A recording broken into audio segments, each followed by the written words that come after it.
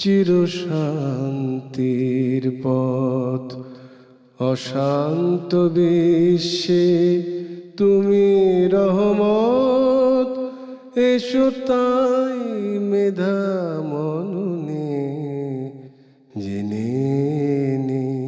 আসসালামু আলাইকুম ওরহমতুল্লাহি ওবরাকাতুহু। আমরা আজকে দারসুল হাদিস থেকে আমরা যেই বিষয়ের উপরে আলোচনা করব সেই বিষয়টা হচ্ছে নামাজে প্রথম কাতারে দাঁড়ানো এর ফজিলত। তো প্রথম কাতারে দাঁড়ানো এর ফজিলত, এর সাথে আরও আনুষঙ্গিক অনেক কথাই রয়েছে, সেগুলো আমরা আলোচনা করব। এবং আমরা এই দারসুল হাদিস মূলত রিয়াদুস সালেহীন, এটা অত্যন্ত গ্রহণযোগ্য নির্ভরযোগ্য একটি হাদিস সংকলন ইমাম নববীর, এটার ভিত্তিতেই আমরা আলোচনা করে থাকি। আজকে আমরা এর তৃতীয় খণ্ডর যে ওই প্রথম কাতারের যে ফজিলতটা, এই বিষয়ের উপরে কিছু হাদিস আমরা আনব এবং এর উপরে আমরা আলোচনা করব। আপনারাও যাদের পক্ষে সম্ভব হয় রিয়াদুস সালেহীন কাছে রাখতে পারেন, অথবা এর তৃতীয় খণ্ড প্রথম কাতারে দাঁড়ানোর ফজিলত, এই অংশটুকু আপনারা পরেও দেখে নিতে পারেন, কারণ আলোচনার সময় অনেক কিছু আর মনে রাখা যায় না সবগুলো। তো আপনারা পরবর্তীতেও সেগুলো পড়ে নেবেন। আমাদের সবচেয়ে বড় কথা হলো যে আমলটা হচ্ছে সবচেয়ে বড় জিনিস, শুধু শুনলাম এটা কিন্তু যথেষ্ট নয়। তো আসুন এই সম্পর্কে আমরা নবী করিম সাল্লাল্লাহু আলাইহি ওয়াসাল্লাম যে সমস্ত হাদিসগুলো বলেছেন, তো সেই সমস্ত হাদিসগুলোর কিছু হাদিস যা রিয়াদুস সালেহীনে আছে সেগুলো আমরা বলছি। তা প্রথমে যে হাদিসটা আমরা আপনাদের সামনে পেশ করব সেটা হচ্ছে আন জাবির ইবনে সামুরা রাদিয়াল্লাহু তাআলা আনহু قال خرج علينا رسول الله صلى الله عليه وسلم فقال ألا تصفون كما تصف الملائكة عند ربها فقلنا يا رسول الله وكيف تصف الملائكة عند ربها قال يتمون الصفوف الأول ويتراصوا في الصف رواه مسلم। এই হাদিসটি জলিলুল কদর সাহাবী হযরত জাবির ইবনে সামুরা রাদিয়াল্লাহু তাআলা আনহুমা তাদের থেকে বর্ণিত যে নবী করিম সাল্লাল্লাহু আলাইহি ওয়াসাল্লাম একবার সাহাবাদের মাঝখানে আসলেন। এরপরে এসেই তিনি বললেন যে তোমরা কি কাতারবন্দি হও না, যেমন ফেরেশতারা আল্লাহর সামনে কাতারবন্দি হয়, অর্থাৎ ফেরেশতারা আল্লাহর সামনে যেরকম সুশৃঙ্খলভাবে কাতারবন্দি হয়, তোমরা কি ওরকমভাবে কাতারবন্দি হও না, জিজ্ঞেস করলেন। ফাকুলনা ইয়া রাসূলুল্লাহ, সাহাবায়ে কেরাম তারা বললেন, ইয়া রাসূলুল্লাহ কাইফা তাসুফুল মালাইকাতু ইনদা রাব্বিহা, ফেরেশতারা কিভাবে আল্লাহর সামনে তারা কাতারবন্দি হয়ে দাঁড়ায়, জিজ্ঞেস করলেন। قال يتمون الصفوف الأول ويتراصون في الصف, এরপরেই বলছেন যে ফেরেশতারা তারা সারিবদ্ধ হয় এবং তারা কাছাকাছি হয়ে, মানে একদম শরীর লাগালাগি হয়ে মিশে মিশে তারা দাঁড়ায়। তো এটাই হচ্ছে ফেরেশতাদের দাঁড়ানোর নিয়ম। তো তোমরাও ঠিক এইভাবে দাঁড়াবে। তো এই হাদিস থেকে আমরা যে জিনিসটা পেলাম সেই জিনিসটা হচ্ছে যে আল্লাহ পাক আমাদেরকে সুশৃঙ্খল জাতি হিসাবে তৈরি করতে চান। বিশৃঙ্খলা এটা কেউ পছন্দ করে না, আল্লাহ পাকের তো পছন্দ করার প্রশ্নই আসে না। তো সেই জন্যে সাহাবাদের এই আমল থেকে আমাদের আমলটা, আমরা নামাজে দাঁড়াবো, গায়ে মিশে মিশে দাঁড়াবো, একজনের সাথে আরেকজন মিশে মিশে দাঁড়াবো এবং সুশৃঙ্খলভাবে, কেউ আগে পিছে হব না। এই হাদিস থেকে আমরা এই শিক্ষাটা গ্রহণ করি। এরপরে আরেকটা হাদিস হযরত আবু হুরায়রা থেকে, ওয়ান আবি হুরায়রা রাদিয়াল্লাহু তাআলা আনহু قال আন্না রাসূলুল্লাহ সাল্লাল্লাহু আলাইহি ওয়াসাল্লাম قال লাউ ইয়ালামুন নাসু মা ফি নিদা ওয়াস সাফিল আউয়াল সুম্মা লাম ইয়াজিদু ইল্লা আন ইয়াস্তাহিমু আলাইহি লিআস্তাহামু, মুত্তাফাকুন আলাইহি। হযরত আবু হুরায়রা রাদিয়াল্লাহু তাআলা আনহু থেকে এই হাদিসটা বর্ণিত। তিনি বলছেন যে মানুষ যদি জানতো যে আজান এবং প্রথম কাতারে দাঁড়ানো আজান এবং প্রথম কাতারে নামাজে দাঁড়ানো এর যে কি ফজিলত, এর যে কি মাহাত্ম্য, এই জিনিসটা যদি মানুষ যদি জানতো, এবং সুম্মালাম ইয়াজিদু ইল্লা ইয়াস্তাহিমু আলাইহি লা আস্তাহামু, এরপরে যদি সে এটা যদি ফজিলতটা যদি জানতো, তারপরে সে হয়তোবা এমন হতো যে সেইখানে সে একটা করা করা লাগাতো, লটারি করতো যে কোনটায় আমরা তাড়াতাড়ি মানে ওই কাজটা করব, আমলটা করব, এ ব্যাপারে একটা লটারির মাধ্যমে তারা এই পথটা বেছে নিত যদি তারা এটা জানতো।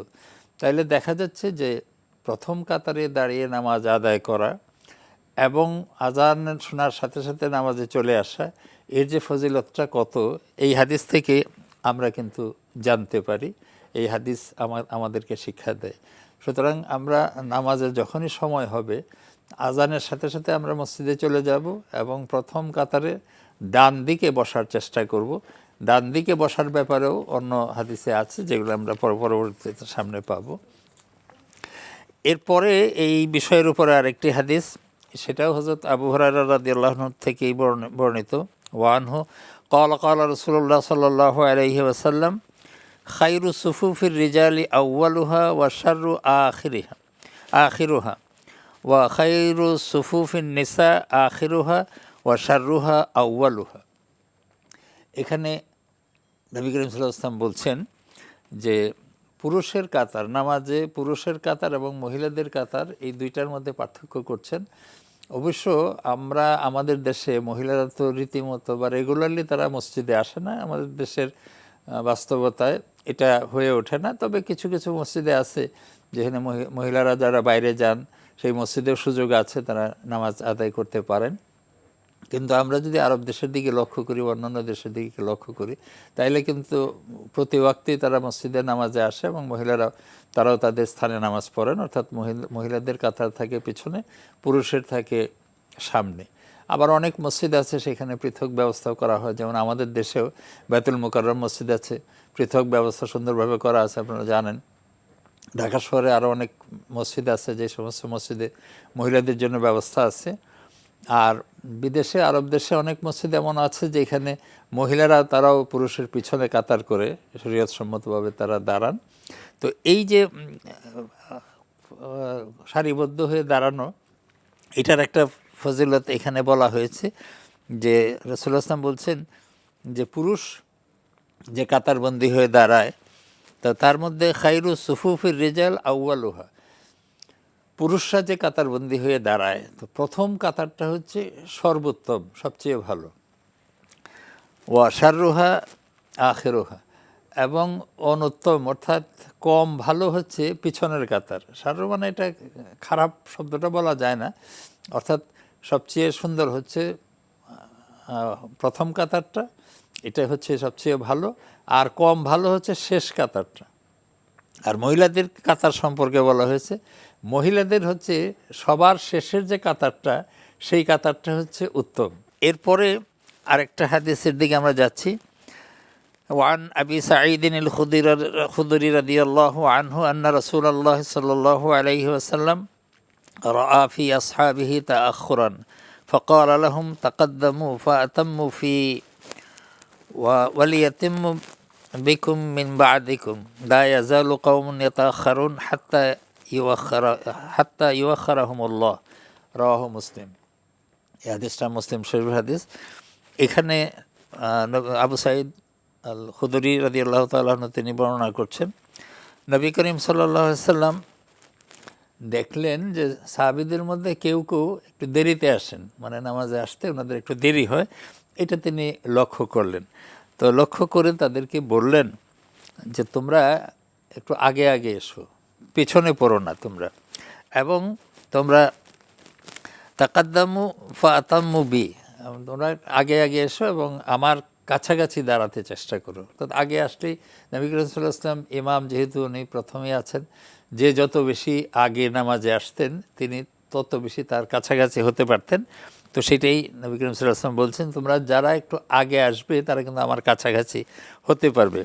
ওয়ালা ইয়াজালু কওমুন ইয়াতাআখারুন হাত্তা ইউআখিরাহুমুল্লাহ, আর নবী করিম সাল্লাল্লাহু আলাইহি ওয়াসাল্লাম একটা সাবধানবাণী উচ্চারণ করছেন যে তোমরা তোমাদের কাজে যত বেশি পিছনে পড়বে, আল্লাহ কিন্তু তোমাদেরকে পিছনে ফেলবেন। নামাজে যেমন তোমরা আলসি করে প্রথমে আসতে চাও না, প্রথম কাতারে আসতে চাও না, পিছনে আসো, পরে আসো, তো এই যে অভ্যাসটা, এই অভ্যাসটা যদি নামাজেই তোমাদের হয়ে যায়, তাহলে তোমরা কিন্তু পরবর্তীতে তোমাদের কাজেও এই অভ্যাসটা থেকে যাবে। এবং এটা জেনে রাখো যে তোমরা যদি ওরকম পিছনে পড়ার অভ্যাস তোমাদের হয়ে যায়, তাহলে আল্লাহ কিন্তু তোমাদেরকে সব কাজে পেছনে ফেলবেন। সুতরাং তোমরা এটা পরিত্যাগ করো এবং নামাজে প্রথমে আগে আগে এসে তোমরা এটা একটা অভ্যাসে পরিণত করো যে তোমরা প্রত্যেকটা কাজ যথাসময়ে আদায় করবে এবং যত শীঘ্র কাজ ফেলে রাখবে না। আমরা অনেক সময় আমাদের একটা চরিত্র, অনেক সময় কাজ ফেলে রাখি, মনে করি যে ঠিক আছে পরে করব। এই যে ঠিক আছে পরে করব, শেষে দেখা যায় যে এটা হয়ে ওঠে না, বা হলেও সেটা ভালোভাবে হয় না। তো এই অবস্থাটা যাতে আমাদের না আসে, এটার থেকে আমাদেরকে উদ্ধার করার জন্য আল্লাহ পাক ওই যে নামাজে আমাদেরকে যথাসময়ে আসতে বলেছেন। আসলে নামাজটা তো এটা আমাদের জীবনটাকে তৈরি করার জন্যে। আমরা যে এই যে নামাজ পড়ছি, এটা তো আল্লাহর কোনো লাভ নেই, এটা আমাদের লাভের জন্য। অর্থাৎ এই নামাজের মাধ্যমে আমাদের প্রত্যেকটা কাজ আমরা এখান থেকে শিখব। আমরা সবসময় সব কাজ একটু আগে আগে যথাসময়ে করতে চেষ্টা করব, এই শিক্ষাও কিন্তু নামাজে আমাদের দিয়ে থাকে। এই হাদিস থেকে আমরা এই শিক্ষাটা পেলাম এবং এই হাদিসটাও সহিহ মুসলিম শরীফে হাদিসটা বর্ণিত। সুতরাং এই হাদিসটাও আমাদের আমল করা খুবই প্রয়োজন। এরপরে যে হাদিসটা আছে, ওয়ান আবি মাসউদ রাদিয়াল্লাহু তাআলা আনহু قال كان رسول الله صلى الله عليه وسلم يمسح مناكبنا في الصلاة ويقول استووا ولا تختلفوا فتختلف قلوبكم ليليني منكم أولو الأحلام والنهى ثم الذين يلونهم ثم الذين يلونهم। হযরত আবু মাসউদ রাদিয়াল্লাহু তাআলা আনহু থেকে বর্ণিত, তিনি বলছেন যে নবী করিম সাল্লাল্লাহু আলাইহি ওয়াসাল্লাম তিনি আমাদের কাঁধে হাত দিয়ে নামাজে আমাদের কাঁধে হাত দেন এবং বলেন ইস্তাউ। নামাজ শুরু হওয়ার আগে নবী করিম সাল্লাল্লাহু আলাইহি ওয়াসাল্লাম আমাদের কাঁধে হাত দেন এবং বলেন ইস্তাউ, তোমরা সোজা হয়ে দাঁড়াও। ওয়ালা তাখতালিফু ফাতাখতালিফা কুলুবুকুম, এবং তোমরা এদিক সেদিক হইও না, অর্থাৎ আগে পিছে তোমরা হইও না, বিশৃঙ্খলভাবে তোমরা দাঁড়িয়েও না, তাহলে তোমাদের অন্তরটাও সেইটাও কিন্তু বিশৃঙ্খল হয়ে যাবে। তোমরা এটা শৃঙ্খলা মতো হবে না এবং তোমাদের অনৈক্যটা, এটা যেমন তোমাদের দাঁড়ানোতে যেমন অনৈক্য হবে, তোমাদের অন্তরটার মধ্যে অনৈক্য এসে যাবে। এবং লিয়ালিনি মিনকুম উলুল আহলাম ওয়ান নুহা, বুদ্ধিমান এবং বিচক্ষণ লোক যারা আছে আমার নিকটবর্তী থাকা উচিত। বুদ্ধিমান বিচক্ষণ লোকদের আমার নিকটবর্তী, তারপর থাকবে তারা যারা বুদ্ধিমত্তা বিচক্ষণার দিক থেকে আমার কাছাকাছি। অর্থাৎ যারা এই নামাজে যারা আসেন, সাহাবাদের মধ্যে যারা বেশি বুদ্ধিমান, যারা বিচক্ষণ, তারাই আমার কাছাকাছি থাকবেন। এরপরে তাদের পরবর্তী যারা, তারা পিছনে দাঁড়াবেন, এইভাবে। এরপরের যে হাদিসটা আমরা দেখতে পাই সেটা হচ্ছে হযরত আনাস থেকে, আনাস রাদিয়াল্লাহু তাআলা আনহু قال قال رسول الله صلى الله عليه وسلم سووا صفوفكم فإن تسوية الصف من تمام الصلاة। হযরত আনাস রাদিয়াল্লাহু আনহু বলছেন যে নবী করিম সাল্লাল্লাহু আলাইহি ওয়াসাল্লাম বলছেন যে তোমরা তোমাদের নামাজের কাতারগুলো সোজা করো এবং সমান করো, এলোমেলো হয়ে তোমরা দাঁড়িও না। কারণ নামাজের কাতার সোজা করা এটা হচ্ছে নামাজটা সুন্দরভাবে শেষ করার, নামাজের পূর্ণতা দান করার অন্তর্ভুক্ত। সুতরাং এই হাদিস থেকেও আমরা যেটা পেলাম সেটা হচ্ছে নামাজের কাতার আমাদের সোজা করে দাঁড়াতে হবে। ওয়ানহু কাল উকিমাতিস সালাত ফাকবালা আলিয়ানা রাসূলুল্লাহ সাল্লাল্লাহু আলাইহি ওয়াসাল্লাম বিওয়াজহি فقال أقيموا صفوفكم وتراصوا فإني أراكم من وراء ظهري رواه البخاري بلفظ ومسلم بمعناه। এরপরে যে হাদিসটি, সেই হাদিসটি হযরত আনাস থেকেই বর্ণিত। তিনি বলছেন যে নামাজের একামত হয়ে গেছে, নামাজ দাঁড়িয়ে গেছে, একামত হয়ে গেছে। একামত হওয়ার পরে নবী করিম সাল্লাল্লাহু আলাইহি ওয়াসাল্লাম সামনে একটু আগে আসলেন এবং বললেন যে তোমরা সবাই কাতার সোজা করো এবং মিলেমিশে দাঁড়াও, অর্থাৎ একজনের কাঁধের সাথে আরেকজন কাঁধ মিশে দাঁড়াও। আমি কিন্তু নবী করিম সাল্লাল্লাহু আলাইহি ওয়াসাল্লাম বলছেন যে আমি কিন্তু আমার পিছন দিয়ে তোমাদেরকে দেখি। অর্থাৎ তোমরা এটা মনে করো না যে আমি সামনের দিকে চেয়ে আছি, আমার পিছনে তোমরা কি করছো এটা আমার জানার বাইরে, তা কিন্তু না। আমি কিন্তু পিছন দিয়েও তোমাদেরকে দেখি, সুতরাং তোমরা নামাজের কাতার সোজা করে দাঁড়াও। তো এর থেকেও আমরা কিন্তু যেই শিক্ষাটা পাই সেই শিক্ষাটা হচ্ছে যে আমাদের নামাজের কাতার সোজা করে দাঁড়াতে হবে।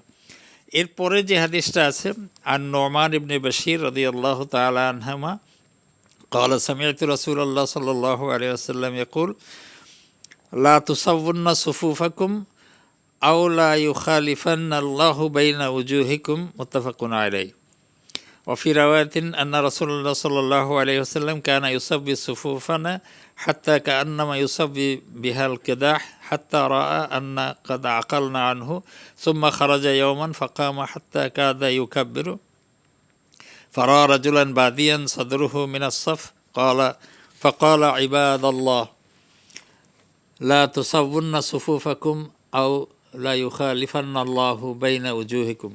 হযরত নোমান ইবনে বশির তিনি বর্ণনা করছেন যে আমি রাসূলুল্লাহ সাল্লাল্লাহু আলাইহি ওয়াসাল্লামকে বলতে শুনেছি যে তোমাদের সারিগুলি অবশ্যই তোমরা সোজা করে দাঁড়াবে, অন্যথায় আল্লাহ তোমাদের চেহারার মধ্যে বিরোধিতার সৃষ্টি করে দেবেন। অর্থাৎ তোমাদের মধ্যে অনৈক্য চলে আসবে তোমরা যদি নামাজে যদি কাতারবদ্ধ না হও। ইমাম বুখারী ইমাম মুসলিম হাদিসটি উদ্ধৃত করেছেন। আর মুসলিমের এক রাওয়ায়াতে বলা হয়েছে অবশ্যই রাসূলুল্লাহ সাল্লাল্লাহু আলাইহি ওয়াসাল্লাম সারিগুলি সোজা করতেন। নবী করিম সাল্লাল্লাহু আলাইহি ওয়াসাল্লাম সারিগুলি সোজা করতেন, যেমন তীর যেরকম সোজা, তীরের মতো এরকম সোজা করতেন তিনি কাতারগুলোকে। এভাবে করতে করতে তিনি এক সময় দেখলেন আমরা এই কাজটি শিখে গিয়েছি, তিনি বলছেন। তারপর একদিন তিনি বাইরে বের হয়ে এসে দাঁড়ালেন, এমনকি তিনি তাকবীর বলতে যাচ্ছিলেন, এমন সময় এক ব্যক্তিকে দেখলেন তার বুক লাইনের থেকে বের হয়ে আসছে। অর্থাৎ এর মধ্যে একজন লোক দেখলেন যে কাতারটাকে একটু বাঁকা করে ফেলছে, মানে একটু সামনে দাঁড়িয়েছেন, তার বুকটা একটু দেখা গেল সামনের দিকে। এমনকি তিনি তাকবীর বলতে যাচ্ছিলেন, এমন সময় তার বুক লাইনের বাইরে বের হয়ে গেছে। তিনি বললেন, হে আল্লাহর বান্দারা, লাইন সোজা করো, অন্যথায় আল্লাহ তোমাদের চেহারার মধ্যে বিরোধিতা সৃষ্টি করে দিবেন। এটা দেখে তিনি বললেন যে খবরদার তোমরা লাইন আঁকাবাঁকা করো না, এবং লাইনের মধ্যে বিশৃঙ্খলা না থাকে, সোজা করে একবারে লাইন করে দাঁড়াবে। যদি না হয় তাহলে তোমাদের যে ক্ষতিটা হবে, তোমাদের মধ্যে লাইনের যখন একতা থাকবে না, তোমাদের মধ্যে সেই অনৈক্যের সৃষ্টি হবে। সুতরাং তোমরা খুব সাবধান হয়ে নামাজে কাতার সোজা করে তোমরা এই শিক্ষা গ্রহণ করবে, যেটা তোমাদের পরবর্তীতে তোমাদের কর্মজীবনেও এর প্রতিফলন ঘটবে। এরপর আরেকটি হাদিস নবী করিম সাল্লাল্লাহু আলাইহি ওয়াসাল্লাম আন ইবনে ওমর রাদিয়াল্লাহু তাআলা আনহু আন্না রাসূলুল্লাহ সাল্লাল্লাহু আলাইহি ওয়াসাল্লাম قال أقيموا الصفوف وحاذوا بين المناكب وأسدوا الخلل ولينوا بأيدي إخوانكم ولا تذروا فروجات للشيطان ومن وصل صفا وصله الله ومن قطع صفا قطع له الله। হযরত ইবনে ওমর থেকে বর্ণিত হাদিস, নবী করিম সাল্লাল্লাহু আলাইহি ওয়াসাল্লাম বলছেন যে রাসূলুল্লাহ সাল্লাল্লাহু আলাইহি ওয়াসাল্লাম বলছেন, নামাজে তিনি দাঁড়িয়ে বলতেন আকিমুস সুফুফ, তোমরা তোমাদের কাতার সোজা করো, ওয়াহাজু বাইনাল মানাকিব, এবং কাঁধে কাঁধ মিলে তোমরা দাঁড়াও, ওয়াসুদ্দুল খালাল, এবং মাঝখানে তোমাদের দুইজনের মাঝখানে কোনো ফাঁক রাখবে না, সেই ফাঁক বন্ধ করো। এবং তোমরা এই যে ফাঁক তোমরা যেগুলো রাখো, এই ফাঁকের ভিতরে কিন্তু শয়তান দাঁড়ায়। তোমাদের যে নামাজের মধ্যে যদি খলল থাকে তাহলে এর মধ্যে শয়তান দাঁড়ায়। সুতরাং তোমরা সবাই গায়ের সাথে গা মিলেমিশে তোমরা দাঁড়াও, সোজা হয়ে দাঁড়াও। তো আমরা এই হাদিসগুলো থেকে যে শিক্ষাটা পেলাম, এছাড়াও আরও কিছু হাদিস রয়েছে, আপনারা নিজেরা রিয়াদুস সালেহিন থেকে জিনিসটা দেখে নেবেন, যে নামাজের কাতার সোজা করে দাঁড়ানো এবং নামাজে আগে আসা এর যে কত ফজিলত এই সম্পর্কেই বলা হয়েছে। এবং ডান দিকে দাঁড়ানো, আগে এসে ডান দিকে দাঁড়ানো, সেইভাবে দাঁড়াতে বলা হয়েছে। এখন এখানে একটা প্রশ্ন আসে, আমাদের করোনার সময়ের যে একটা অবস্থা আমাদের সৃষ্টি হয়েছিল, যে আমরা অনেক ফাঁক রেখে আমরা দাঁড়িয়েছি, এর থেকে যেন কোনো ভুল বোঝাবুঝি না হয় সেটা আমরা একটু বলে নেওয়া ভালো।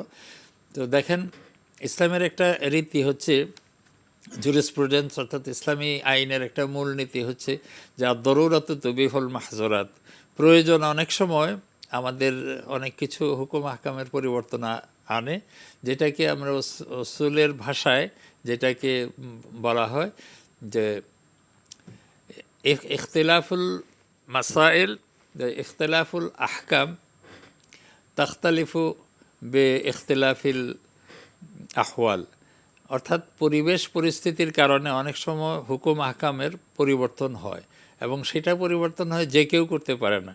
সেটার তখনকার সেই যুগের যারা যোগ্য আলেম, উপযুক্ত আলেম যারা, যোগ্য আলেম যারা, তারা সেটা সিদ্ধান্ত নেবেন।